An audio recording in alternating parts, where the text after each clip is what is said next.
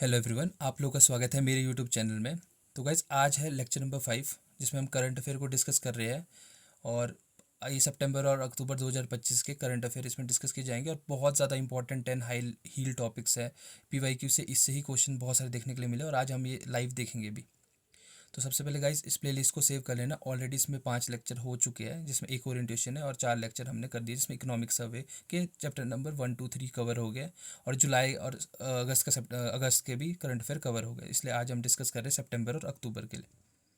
तो L plan of action same रहेगा। Question देखना, वीडियो पॉज करना, देखना कि आप अप्रोच लगा रहे हो, कैसे सॉल्व कर रहे हो, उसको आप प्ले करके देखना किस तरीके से सॉल्व किया और उसमें क्या क्या इंपॉर्टेंट पार्ट है और पीवाईक्यू का क्या रोल है। तो देखो क्वेश्चन नंबर 1 इसमें दिया, इन सितंबर 2025 इंडिया और यूएस के बीच में कंडक्ट हुआ था मिलिट्री एक्सरसाइज अलास्का में, उसका नाम क्या था। तो अगर थोड़ा बहुत आपने पढ़ा होगा तो आपको आइडिया रहना चाहिए। इसका आंसर युद्ध अभ्यास है, जो इंडिया और यूएस के बीच में होता है। पर यहाँ मैंने 4 ऑप्शन इसलिए दिए क्योंकि सितंबर में इन चारों जगह ही एक्सरसाइज हुई है, तो थोड़ा आपकी अंडरस्टैंडिंग और अच्छी बिल्ड होंगी।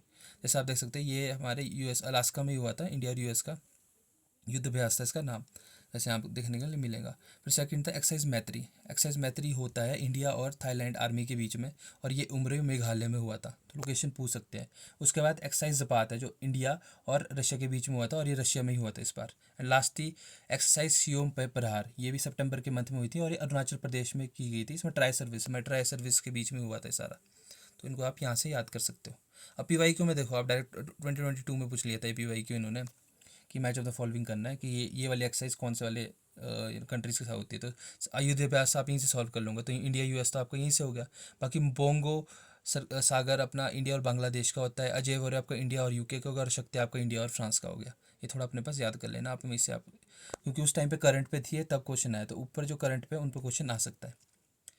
तो सेकंड क्वेश्चन आप देखो, इन अक्टूबर 2025 ट्राई सर्विसेज के बीच में हुई थी। फर्स्ट टाइम हमारे को ड्रोन मिलिट्री ड्रिल देखने के लिए मिली है। आर्मी भी है, नेवी भी है, एयरफोर्स भी है। तो कौन से लोकेशन में करी गई थी ये भी अक्टूबर में हुई थी और ये मध्य प्रदेश में हुई थी। तो इसको आप थोड़ा सा ओपन करोगे तो अक्टूबर 2025 में किया गया था। मेगा ड्रोन है, इंडियन आर्मी है, नेवी है, एयरफोर्स है और लोकेशन देख लेना आप, मध्य प्रदेश में करी थी ये। तो डायरेक्ट पूछ सकते हैं किस लोकेशन में पूछी थी, तो इसको अपने पास सेव कर लेना। अब उसका बहुत इंपॉर्टेंट टॉपिक है ये। According to Global Peace Index 2025, जो Institute for Economic and Peace publish करते हैं, इंडिया का क्या रैंक है उसमें 163 में से। अगर आपको उस टाइम पता होगा तो इंडिया का रैंक 115 आया इसमें। तो इसमें कुछ इंपॉर्टेंट पॉइंटर है। टॉप इसमें आइसलैंड, डेनमार्क और आयरलैंड ने किया है और लास्ट इसमें यमन, सूडान और अफगानिस्तान है। और इंडिया का इसमें रैंक 115 है। पर कई बार ये पूछ लेते हैं कि इसको पब्लिश कौन करता है, याद रख लेना आप, Institute for Economic and Peace, गलती से यूएनडीपी पे क्लिक ना कर देना। और पाकिस्तान का 144 रैंक है इसमें। अब पीवाईक्यू देखो, पीवाईक्यू में डायरेक्ट पूछा था 2018 के पीवाईक्यू में पूछ लिया था कि जीपीआई कौन पब्लिश करता है। जैसे अभी आपको मैंने बताया Institute for Economic and Peace. कई बार इंडेक्स में इंडिया की रैंक पूछ सकता है, कई बार ये पूछ सकता है उसको पब्लिश किसने किया। बाकी इंडेक्स कितना ज़्यादा इंपॉर्टेंट रहता है आप खुद देखो, नीति आयोग का इंडेक्स पूछा, ग्लोबल का इनोवेशन इंडेक्स पूछा, फिर 2024 में आप पॉजिटिव पीस इंडेक्स पूछा। तो इंडेक्स का डेटा आपके पास होना चाहिए, तब जाके आपको अच्छे से याद रहेगा कि किस टाइम पे क्या आंसर आप सॉल्व कर लेंगे। पर ये रिसेंटली हुआ है तो इस पर क्वेश्चन आ सकता है। अब सितंबर 2025 में पीएम मोदी ने इनोग्रेट किया था कंबाइंड कमांडर कॉन्फ्रेंस, जो कोलकाता में हुई थी। उसका थीम क्या है। आपने काफ़ी क्वेश्चन देखा कि थीम्स बहुत ज़्यादा पूछते हैं, जैसे लास्ट टाइम आईओसी भी पूछा था, तो पता होना चाहिए।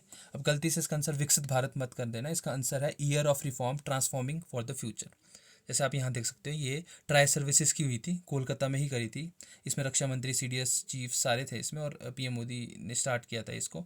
और इसका ईयर ऑफ रिफॉर्म और ट्रांसफॉर्मेशन फॉर द फ्यूचर जिसका थीम का नाम है। तो अपने पास लिख लेना है इसको, थीम्स के भी डायरेक्ट पूछ लेते तो आपको याद होनी चाहिए। तो जैसे आप पीवाईक्यू में देख लो, जैसे लास्ट ईयर आईओसी की थीम पूछ ली थी, उससे last year international women day की थीम पूछ ली थी। तो एक एक थीम तो पूछते ही पूछते हैं, तो कुछ भी आ सकता है, तो थोड़ा सा अच्छे से प्रिपेयर करना इसको। अब देखो आप question number 5, launched in September 2025 aboard the Indian Army sailing vessel Triveni, कि उसका नाम क्या रखा गया है, जिसमें ट्राई सर्विसेज की वुमेन सेलिंग करेंगी। सागर परिक्रमा, समुद्र प्रदक्षिणा, नविका सागर, सागर मंथन। अगर उस टाइम आपने न्यूज़ फॉलो करी होंगी तो इसका आंसर समुद्र प्रदक्षिणा है। जैसे आप देख सकते हो, ये प्रोजेक्ट बहुत ज़्यादा इंपॉर्टेंट होने वाला है। ये ऑलरेडी 314 डेज़ का है, उस टाइम से शुरू हुआ है अक्टूबर, अभी कंटिन्यू चल ही रहा है ये। और इसमें एक इंपॉर्टेंट चीज़ है कि ये 2 बार इक्वेटर क्रॉस करेंगे। तो आप देख सकते हैं कौन कौन सी लोकेशन ये कवर कर रहे हैं। ये मुंबई से चलेंगे, मुंबई से ये केप लिविन में चल रहे हैं जो ऑस्ट्रेलिया के पास है। फिर वहाँ से ये जाएंगे केप ऑफ गुड होप के पास जो एगुलस के पास है। एगुलस आपको पता है जो करंट है, वार्म करंट होता है हमारा मदगास्कर के पास। एंड उसके बाद जाएंगे ये केप ऑफ हॉर्न के पास, जहाँ हम ड्रेक पैसेज भी बोलते हैं, क्योंकि इन्होंने ऑब्जर्व करना है स्क्रीमिंग 50 जो बिल्कुल काफ़ी डिफरेंट टेम्परेचर हमारे को देखने के लिए मिलता है। विंड की स्पीड बहुत ज़्यादा होती है उस मोमेंट पे। तो वहाँ से वो क्रॉस करेंगे 314 डेज़ के अंदर। और इंडिया का ये सबसे और वर्ल्ड का ये first tri services all women circumnavigation programme है। तो ये बहुत ज़्यादा इंपॉर्टेंट है और न्यूज़ में था, इसका नाम भी आ सकता है, तो अपने पास आप नोट डाउन कर लेना इसको। अब क्वेश्चन नंबर 6 है, 2010 में न्यूक्लियर आर्म्स से रिलेटेड इंडिया यूएसए और रशिया के बीच में साइन हुई थी एक न्यूक्लियर डील, उसका नाम क्या था? ये बहुत ज़्यादा न्यूज़ में थी, तो इसके बारे में शायद से आपको पता भी होगा। इसका आंसर है न्यू स्टार्ट ट्रीटी। तो इसकी स्टार्टिंग पता होनी चाहिए। सबसे पहले यूएस रशिया बराक ओबामा के टाइम पे हुई थी और प्राग में ये साइन कर गई थी। उसमें डिसाइड ये था कि 4 फरवरी 2021 तक 10 साल के लिए डिसीजन लिया था कि ताकि ज़्यादा डेवलपमेंट ना हो, न्यूक्लियर आर्म की एक लिमिटेशन हो, क्योंकि वो वर्ल्ड के लिए भी प्रॉब्लम क्रिएट कर सकता है। इसीलिए उसको 5 साल एक्सटेंड करके Feb 4 2026 तक कर लिया था और अब तो उसकी डेट ओवर हो गई है। और ये भी बहुत बड़ा फैक्ट है कि 87% ये 2 कंट्रीज ही प्रोड्यूस करती हैं न्यूक्लियर आर्म, जिसमें आप देख सकते हैं 5177 यूएसए, 5459 रशिया। तो अब यहीं ये एंड हो गई है 4 फरवरी 2026। तो डेट आप याद याद रखना। और इसमें ही देखना बहुत इंपॉर्टेंट टॉपिक है कि जो 2021 में ख़त्म होने वाली थी, तो उस टाइम पे ही एचएस ने ये क्वेश्चन उस टाइम पे डाल दिया था। अब ये चलो इंक्रीज़ होगी वो अलग बात है, पर उस टाइम पे एंड ओवर हो रही थी और उसी टाइम पे क्वेश्चन भी मिला है हमारे को एचएस में। आप देख सकते हो न्यू स्टार्ट पॉलिसी कब आई थी और किन के बीच थी, तो दिखेगा यूएस और रशिया। तो अब तो प्रॉपर्ली हमारे को श्योरिटी है कि वो ख़त्म हो गई है। तो 100% चांसेस है कि न्यू स्टार्ट ट्रीटी पे कुछ ना कुछ क्वेश्चन मिलेगा। ये पूछ सकते हैं कि किन के बीच हुई थी 2011 में बराक ओबामा, और किस लोकेशन में हुई थी, प्राग में हुई थी, कब लास्ट डेट थी, 4 फरवरी लास्ट डेट थी। तो यह वो पूछ सकते हैं कि 87% ये प्रोड्यूस करते हैं, पर ये डेफिनेटली कन्फर्म्ड क्वेश्चन है कि यहाँ से आपको क्वेश्चन देखने के लिए मिलने वाला है। फिर अक्टूबर 2025 में बलूचिस्तान पाकिस्तान के रीजन में यूएस को इन्होंने लीज पे दिया है एक न्यू पोर्ट। अगर आपने न्यूज़ फॉलो करी होंगी तो इस पोर्ट का नाम पसनी पोर्ट है और ये बहुत ज़्यादा इंपॉर्टेंट होने वाला है और इंडिया के लिए थोड़ा सा अच्छी खबर नहीं है ये। इसका रीज़न आप यहाँ देख सकते हो, गल्फ ओमान के पास ही है पसनी पोर्ट, जो इन्होंने यूएस को दे दिया है। इसके साइड में, इसके राइट साइड में ग्वादर है, और ग्वादर आपको पता है बीआरआई प्रोजेक्ट के अंदर चलता है जो चाइना को इन्होंने दिया हुआ है। और उसके लेफ्ट साइड में ही चाहबार, हमने INSTC जो हमने डिस्कस किया था परसों कि कहाँ से वो क्रॉस करता है, इसलिए क्योंकि अल्टरनेटिव ढूंढना था ग्वादर का, इसलिए बना रहे थे। और यूएस इसको फंडिंग करता था और यूएस ने इसको फंडिंग करना बंद कर दिया। उसके बिल्कुल आप देखो उसके साथ ही पसनी पोर्ट ही उन्होंने ले लिया, तो वो तो वहीं फंडिंग करेगा ना। तो इंडिया के लिए तो बहुत बड़ी प्रॉब्लम क्रिएट होने वाली है इसके साथ। पर पता होना चाहिए कि पसनी पोर्ट को इन्होंने दिया है, तो क्वेश्चन कई बार पूछ सकते हैं। तो उसके बाद आप नेक्स्ट क्वेश्चन देखो, ये भी हमने परसों वाली क्लास में डिस्कस कर लिया था, पर ये पूरा कंफर्म नहीं हुआ था। तो इंडिया का पीटीए कंफर्म हुआ है किसी एक कंट्री ऑर्गेनाइजेशन के साथ, उसका नाम क्या है? और 2-3 कंट्रीज है जिनके साथ पीटीए मैंने आपके साथ लास्ट टाइम डिस्कस भी किया था। तो इसका आंसर मेरकोसर है, क्योंकि एशियन 2009 में हुआ था, जीसीसी सार के साथ है नहीं है, तो इसलिए इसका आंसर मेरकोसर है। तो मेरकोसर को थोड़ा ओपन कर सकते हो आप। इसमें देखो ये 1991 में फॉर्म हुआ था ये ट्रीटी ऑफ एसुक्योन में, और यूरुग्वे ही इसका हेडक्वार्टर है। पर कंट्रीज देखना है इसमें कि पहले वेनेजुला इसका पार्ट था, फिर वेनेजुला इसका पार्ट नहीं रहा। जैसे आप मैपिंग में देखो, तो अब इसमें जो कंट्रीज़ है वो है ब्राज़ील, बोलीविया, पैराग्वे, यूरुग्वे और अर्जेंटीना। ये 5 कंट्रीज़ है, वरना पहले वेनेजुला भी इसका पार्ट थी। तो कई बार पूछ सकते हैं कि कौन सी कंट्रीज़ के पार्ट है, तो ये पता होना चाहिए। अब यहाँ पर 3 अदर ऑप्शन भी दिए, तो इसको हम थोड़ा सा एक्सप्लोर कर सकते हैं। एशियन को हमने ऑलरेडी डिस्कस कर लिया है हमारे फर्स्ट वीडियो में, कि हम देख लेंगे 1967 में शुरू हुआ था और recently 11th country Timor Leslie इसमें जुड़ गई है। और इसकी 2026 में जो कॉन्फ्रेंस है वो मनीला फिलीपींस में, ये सारा हमने पढ़ लिया है। अब यहाँ 2 टॉपिक बचे, जीसीसी और सार्क, तो इसको थोड़ा ओपन करते हैं क्योंकि बहुत इंपॉर्टेंट टॉपिक है। सबसे पहले सार्क है। सार्क में इंडिया की नेबरिंग कंट्री को हम कंसीडर करते हैं इसके अंदर, पर इतनी ज़्यादा ये न्यूज़ में रहता नहीं है, क्योंकि 1985 में ढाका में चार्टर मिला था और काठमांडू को इसका हेडक्वार्टर बनाया था। पर आप देखोगे तो लास्ट समिट इसकी 2014 में हुई है, तो इतना ज़्यादा इंपॉर्टेंट देखा नहीं जाता इसको, सार्क को, इसमें क्वेश्चन इसमें होते नहीं है। पर उसके बाद जीसीसी बहुत इंपॉर्टेंट है, क्योंकि रिसेंटली जो इशू चल रहा है हमारे जो ओमान के पास, जहाँ स्टेट ऑफ हॉर्मोज है, तो वहीं से आप जीसीसी में ही एंट्री होंगे, मतलब अरेबियन सी आएंगे, तो उसके नेबरिंग कंट्री भी आपको वहीं पर टच होंगी। तो कई बार कंफ्यूजिंग हो सकता है कि जो जो वहाँ पर अरेबियन सी के पास उसकी नेबरिंग कंट्री है और जीसीसी है वो सेम कंट्रीज़ है, तो थोड़ा सा डिफरेंस वहाँ है। जो अरेबियन सी के पास उसमें ईरान इराक भी काउंट होगा, पर जीसीसी में कभी भी ईरान इराक काउंट नहीं होगा। तो यहाँ पे याद रखना, कई बार मैच ऑफ द फॉलोइंग में गलत दे सकते हैं ऑप्शन आपको। तो जीसीसी में सिर्फ 6 ही कंट्रीज़ हैं, सऊदी अरब, यूएई, कतर, कुवैत, ओमान और बहरीन। तो इसको आप ध्यान रख लेना। और 1981 की एग्रीमेंट और रियाद ही इसका हेडक्वार्टर है, उस टाइम पे वो स्टार्ट हुआ था ये। तो और इसकी अगर मीट देखना है तो 2024 में हुई थी, और कुवैत में हुई थी इसकी मीट, अभी कोई ऐसी मीट है नहीं। तो जीसीसी पे क्वेश्चन आने के चांसेस ज़्यादा है, क्योंकि मैं आपको अभी दिखाऊंगा प्रीवियस ईयर क्वेश्चन में बहुत बार पूछा गया है जीसीसी के ऊपर क्वेश्चन। अब देखो आप 2018 में इसका हेडक्वार्टर पूछा था जो रियाद है, और 2024 स्लाइड में पूछा था कितना परसेंटेज इंडिया के साथ ट्रेड करता है, जो 1/6 है। तो जीसीसी सच में बहुत ज़्यादा इंपॉर्टेंट हाई हिल टॉपिक है, तो इस बार अच्छे से प्रिपेयर कर देना इसको और अपने पास नोट रख लेना इसके। अब एक और बहुत इंपॉर्टेंट टॉपिक है, वो 8th सेशन हुआ अक्टूबर के मंथ में इंटरनेशनल सोलर अलायंस का, भारत मंडपम में ही हुआ था। तो इसकी क्या थीम थी? पर इसकी थीम याद करना बहुत ईजी है, क्योंकि इससे पहले ये बहुत ज़्यादा न्यूज़ में थी।